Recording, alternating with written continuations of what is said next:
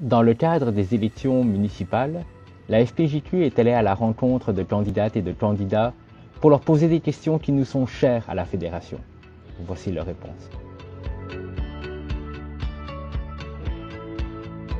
En quoi considérez-vous la liberté de presse comme un enjeu fondamental en 2021?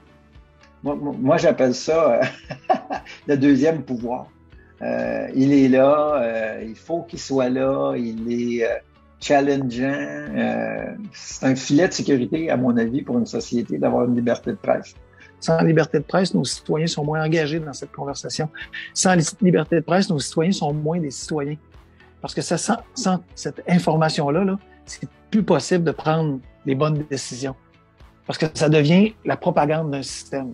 Si on n'a pas de liberté de presse, on n'a pas d'itération, de rappel, de correction, ben moi, je vous dirais que comme mairesse, je vais avoir besoin de la critique constructive de la presse. Je pense que même si, je le répète, c'est pas toujours facile, des fois on se fait critiquer, des fois on trouve que peut-être la presse écrite ne nous couvre pas assez, on se dit comment ça se fait qu'on parle pas assez de nous, comment ça se fait qu'ils parlent des autres, comment ça se fait qu'on nous traite de telle ou telle façon. Il en demeure pas moins que c'est un pilier fondamental de la démocratie. Une presse de qualité, un journaliste d'enquête qui permet d'aller au fond des choses, puis qui a sous surveillance un peu la classe politique, là, parce que c'est le rôle fondamentalement qui est joué. Donc, pour moi, les deux vont de pair. Être démocrate en politique, c'est de ne pas avoir peur de vivre dans un monde où les journalistes font leur travail.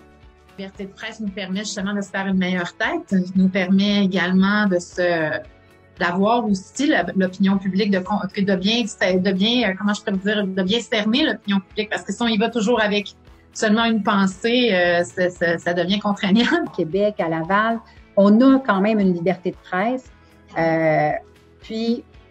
Mais ce que je trouverais intéressant, c'est qu'il y ait plus de sensibilisation faite notamment auprès de nos jeunes et même des adultes, de s'assurer de vérifier quelles sont les sources. Parce que là, on le voit, certains endroits, sur les médias sociaux, toutes sortes d'informations est circulée. Puis des fois, je dis, c'est quoi ta source Facebook ou c'est quoi ta source Twitter? Non. Puis la liberté de presse, quand elle est soumise à un dictat, que ce sont maintenant plus des journalistes qui donnent l'information, mais chroniqueurs, machin, etc. Moi, je pense que le métier de journaliste, fondamentalement, là, il est essentiel et nécessaire.